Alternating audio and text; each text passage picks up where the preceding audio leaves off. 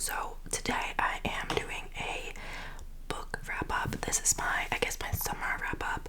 These are books that I read from like April to now.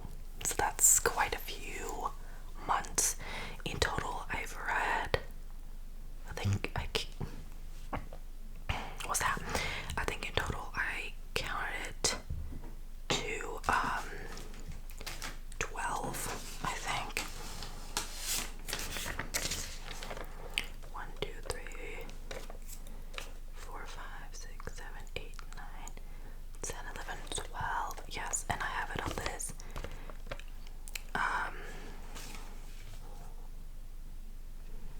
receipt.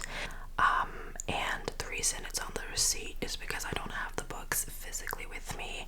They're back at home. I can only show one book because I read it while I've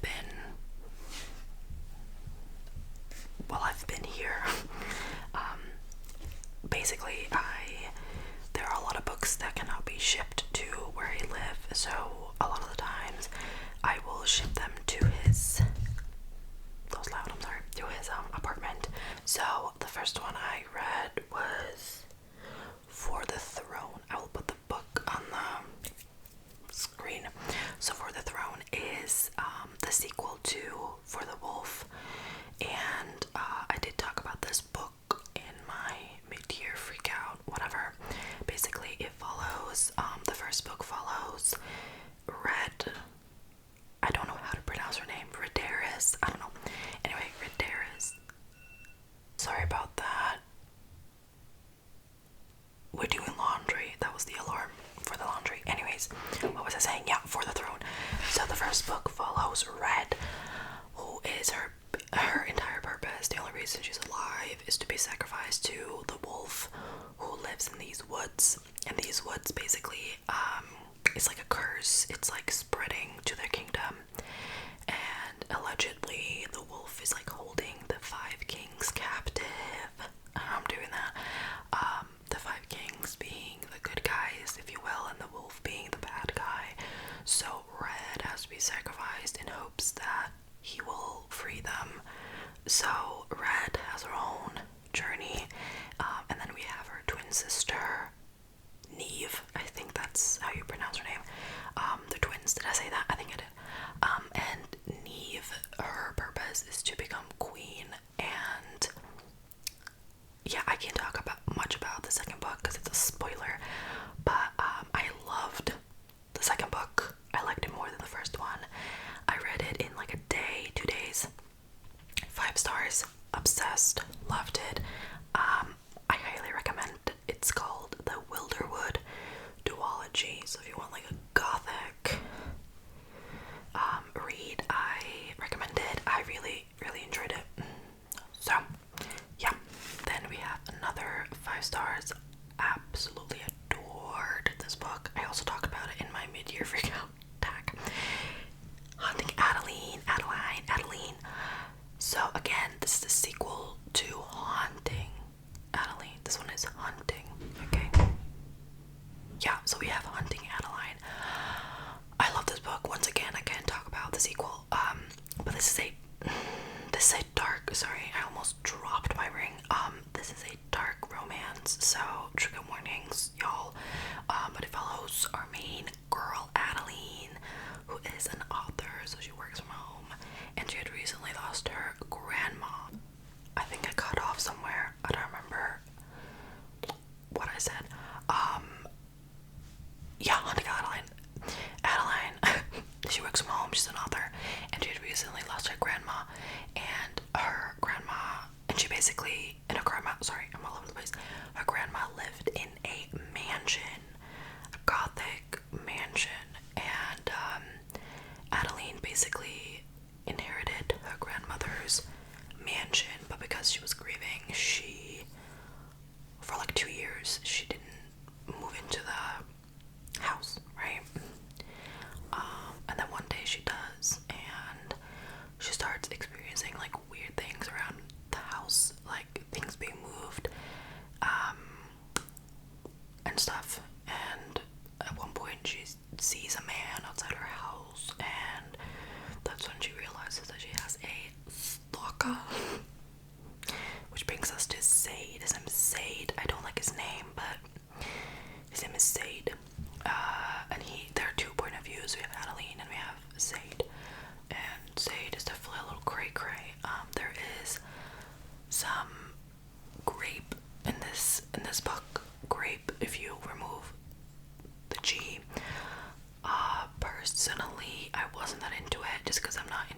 of stuff, but that's just preference. Everything else I enjoyed about it.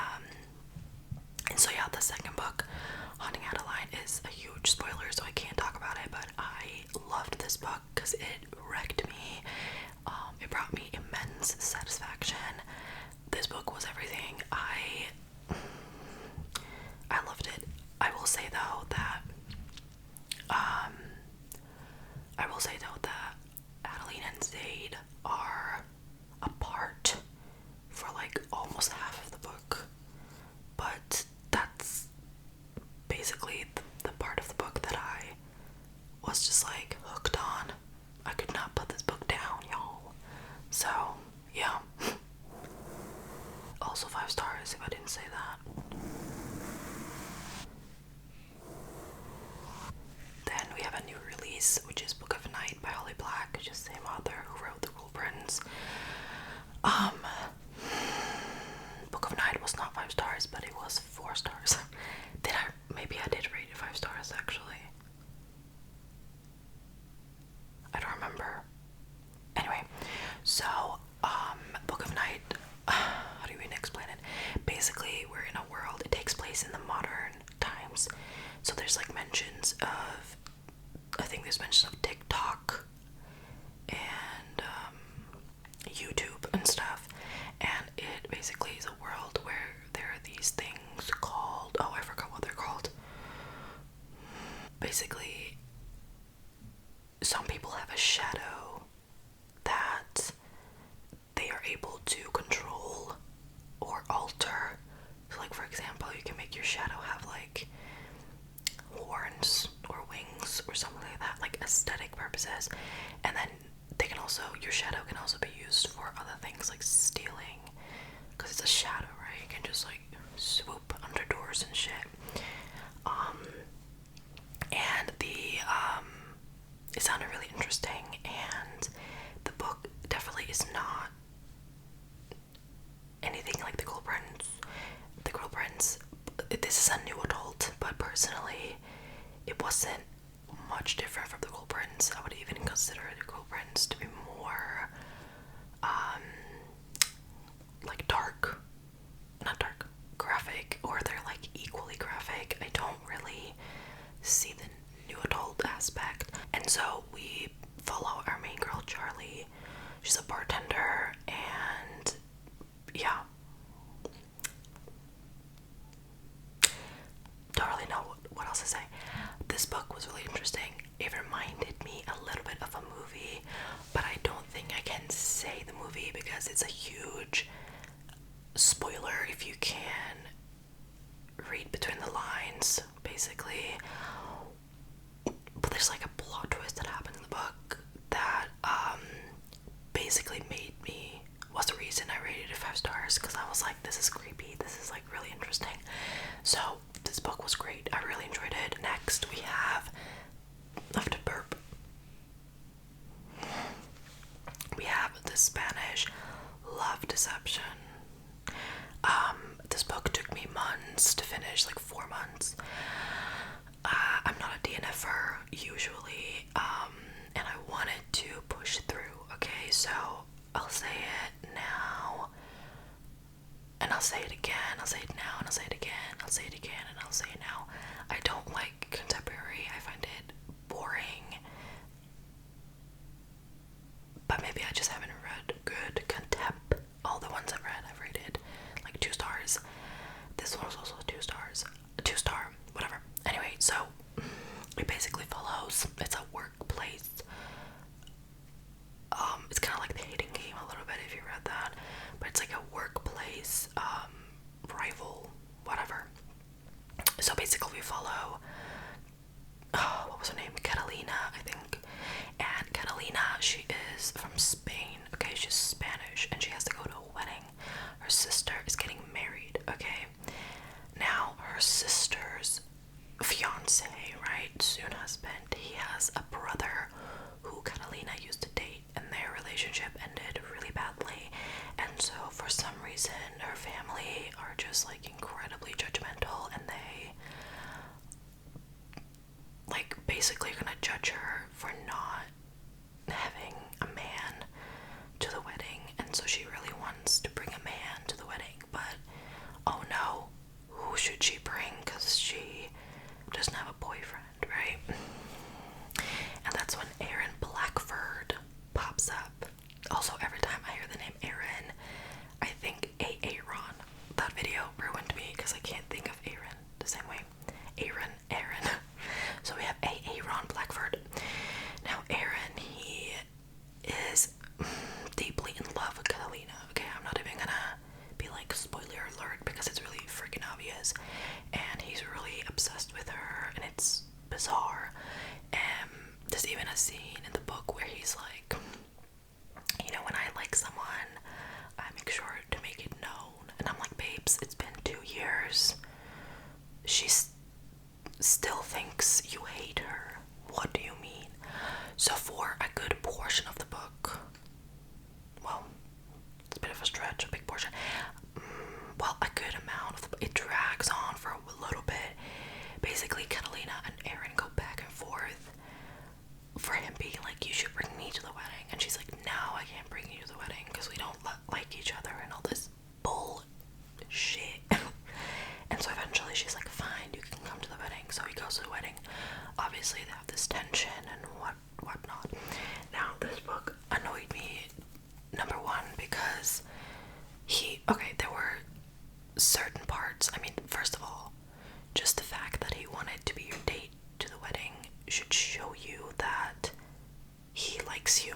And so Catalina throughout the book is just like, he hates me, like and I'm like, babes, another thing, and I think I mentioned this about another book as well, I think it was The Honeymooners.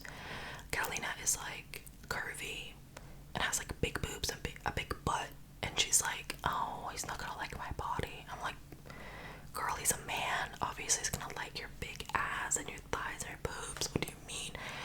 Catalina was just, she annoyed me because she was like so oblivious. There were certain things that he did that was like really obvious, and she's like, I don't think he likes me. I could go on a rant about this freaking book. Also, by the time it got to like the spicy stuff, it went from a 0 to 100 real fast, that it just felt so unnatural. I was like, what is this? Don't get me wrong, some of the spice was nice. Also, do you like my new necklace? I got it from H&M. The spice was nice. That rhymed. Spice, nice, yeah. But, this book I did not like.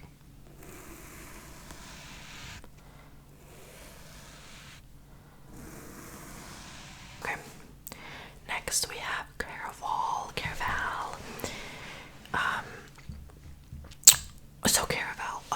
Caraval is about this caraval.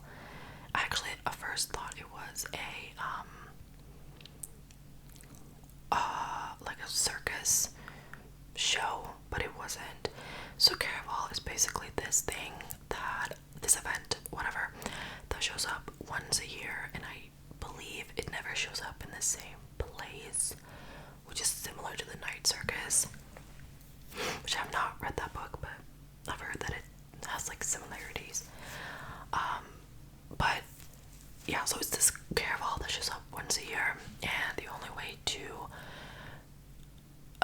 go to the show or event is to be invited by the host himself, whose name is Legend. We follow so in the first book, Caraval, we follow Scarlet, who I've heard so many things about. Basically people hate her. I didn't hate her, but there were certain parts that annoyed me. She also reminded me a little bit of Nesta from Akotar.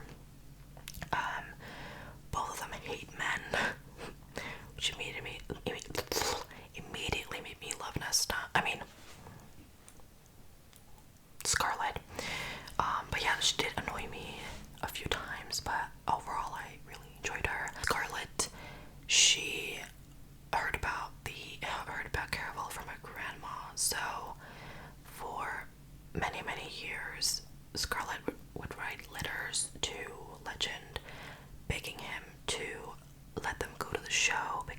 because I think at this point the grandma had died and their dad was really abusive, and so she's like begging him for years and years, I think for like 9 years total.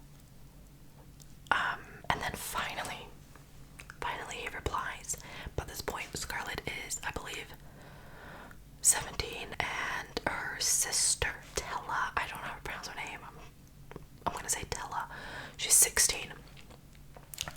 And so Scarlett is like very like, you know, I have my duties, blah blah blah. You know, she basically lost the interest a little bit for caraval because, you know, she's wanted this for years and now she's an adult, and you know, she doesn't go around chasing fairy tales, whatever. And she's also engaged to a man she's never met. It's just like a whole thing, right? Eventually she ends up going to caraval and things are strange. First of all, I loved this book. I really enjoyed it. I don't remember what I rated it. I think I rated it 4 stars. I really enjoyed it. To me, I think it was fast paced. I love the romance. Some of the things were like really creative. Like, for example, Scarlett, her dress, it's depending on her mood, like her dress will basically transform into whatever mood she's in. So if she's like upset, her her gown will maybe turn a little dull, like things like that. And especially in the second book, Legendary, which I will get to a little bit later. There's especially one scene that was really funny with her dress. But that's a whole nother thing. So yeah, I don't know if that was a good explanation for the book.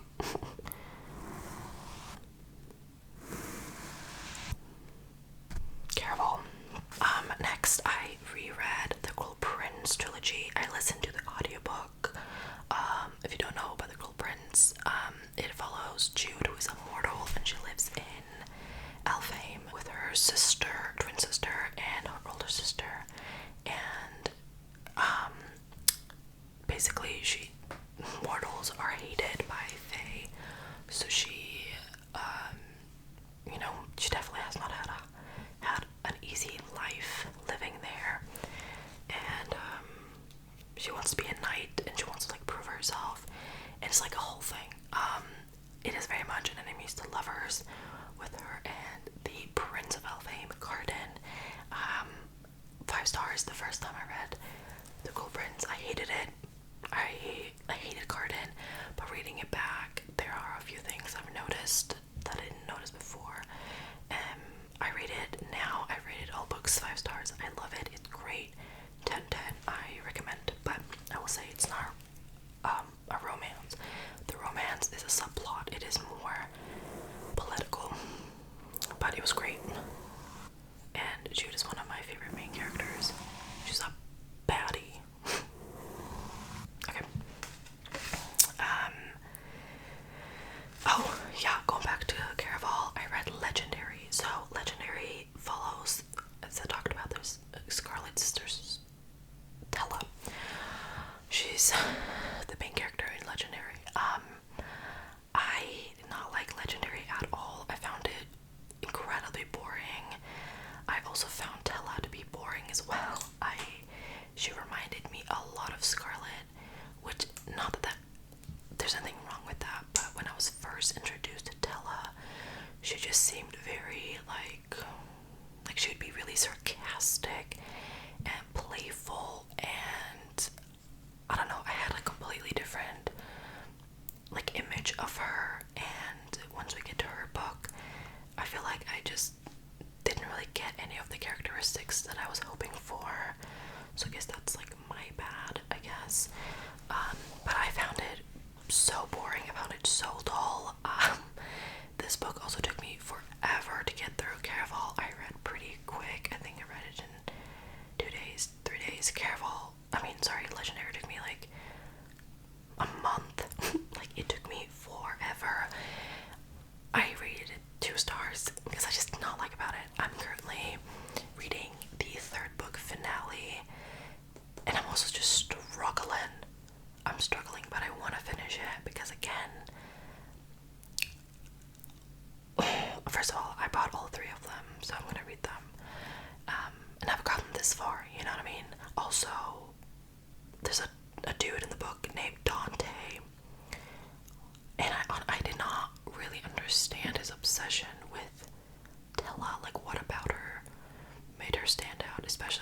is like 16, I think.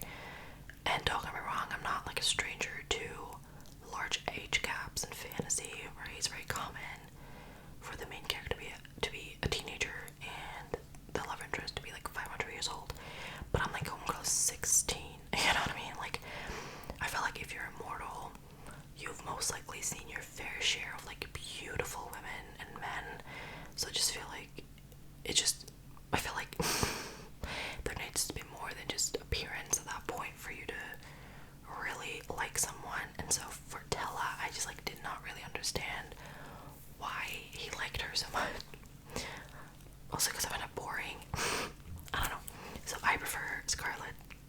So then we have Arrow Fire, which is, I believe, it's either the third or fourth book in the Throne of Glass series. Arrow Fire is one of my favorite books ever, so I wanted to reread it. I also want to reread Throne of Glass in general. So, yeah, if you don't know what it is, it's basically, let me get comfortable real quick. It basically follows Selena, who is an assassin, and she's spending time in a labor camp because of her crimes, and you know, she then gets then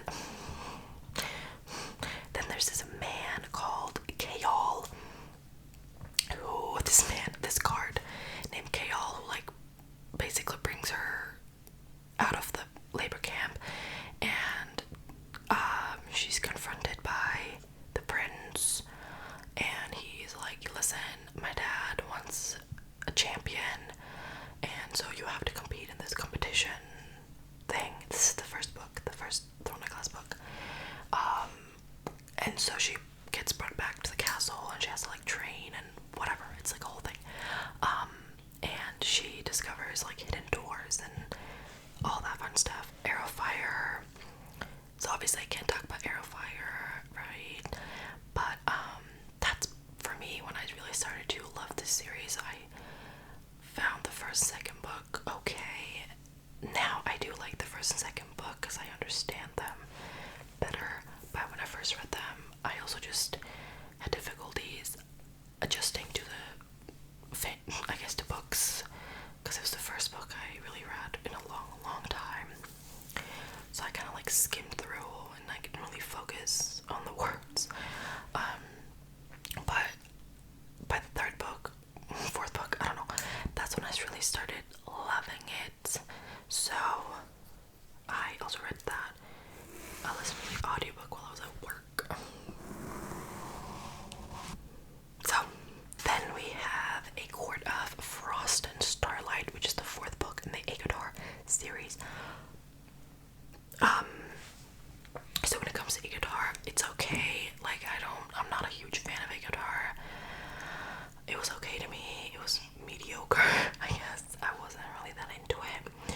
And by the time I got to the fourth book, which is a novella, I believe, I was just like not into it, and I put it down, and I've been wanting to pick it up for a long ass time, so I listened to the audiobook.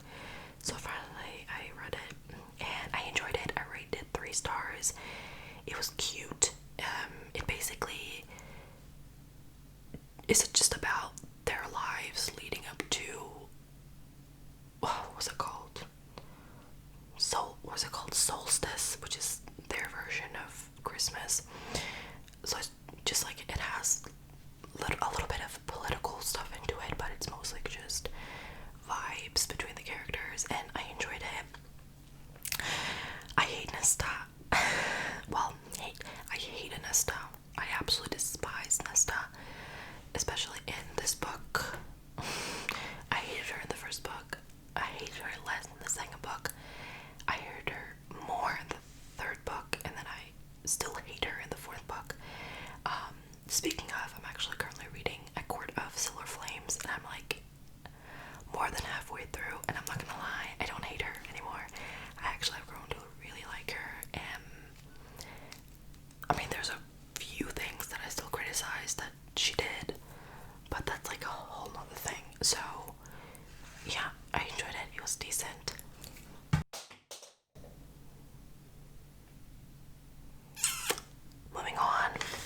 Okay, so the last book I read is actually a book that I can show you. We have Does It Hurt by H.J. Carlton, who is the author who wrote Haunting Adeline. I have a few things to say about this book, but basically it follows, again, just like Haunting Adeline, it follows two perspectives. We have Sawyer, who is a fugitive. She is running from the law, if you will, and she ends up in Australia, in Port Valen. She's had a very rough childhood, abusive childhood, and so she steals from men, basically, in order to get by, because again, she's running from the law and people are looking for her, right? And then we have Enzo, who is, here's the thing, I feel like sometimes people make it really obvious whenever a character is supposed to be like the bad boy, they make like really obvious things.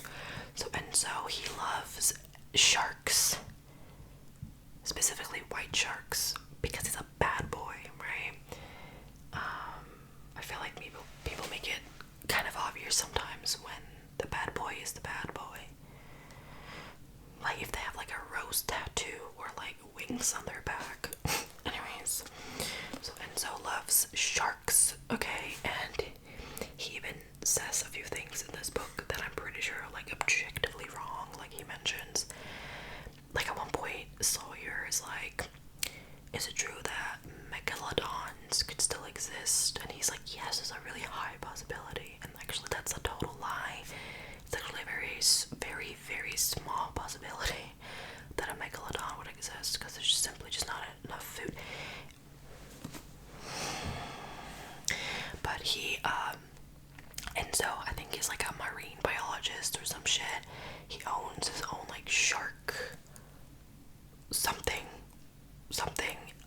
like shark rescue, I don't know.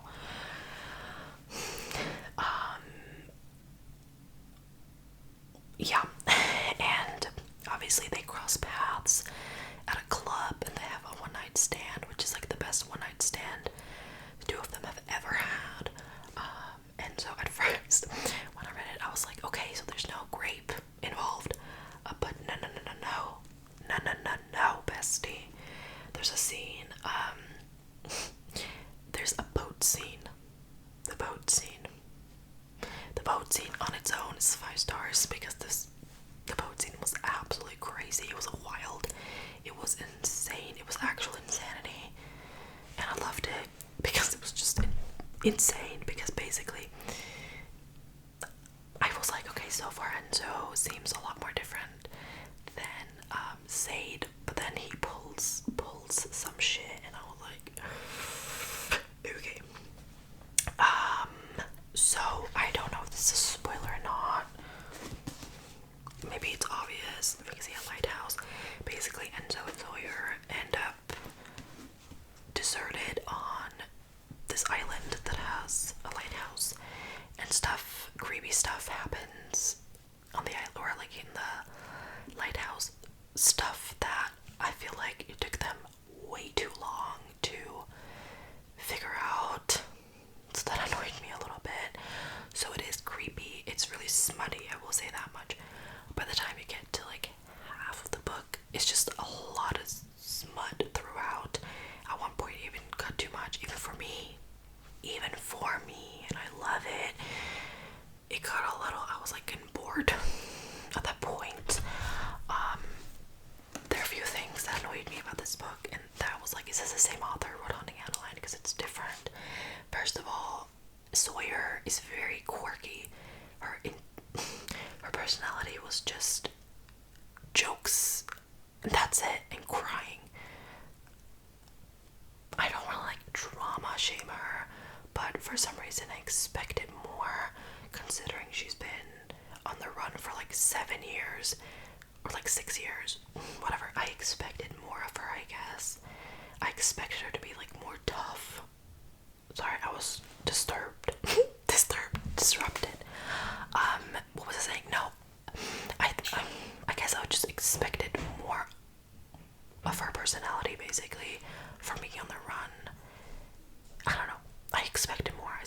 she's very sarcastic, which is relatable because so am I. But I feel like some of the things that she said was just really, I don't know, childish, I guess. And then, yeah, the quirky part, she was extremely quirky. First of all, she has a favorite toe. There's a scene in the book, which I don't remember the exact line, but basically, she jumps into the ocean, or like I don't know where she actually jumps, in a river or something. And the way she jumps in is like she jumps in like cannonball style, so she like puts her knees to her chest and jumps in, right? And so basically she goes, that normally when people jump into the sea or like in a water, they usually just like jump normally. And so she mentioned something about like how most girls jump in like a nicer way, whereas she was so quirky because she jumped in cannonball style. I'm gonna see if I can find the line. Okay, here it is. So she says, I do a running jump, curl into a ball, and slam into the water like a true imbecile. Most girls would probably sashay into the water like they're in a photo shoot, but my life is too uncertain not to do the things I truly want to do. So she's very quirky in that way because she jumps in cannonball style. And so it was just like so mean to her, even by the time, like, okay. And so she would like lie to him a few times. How do I even, like, it was like, how do I explain this? Basically, she steals money from him, okay? It's not really a spoiler, it happens early on, but she steals money from him because, again, homegirl has to survive, right?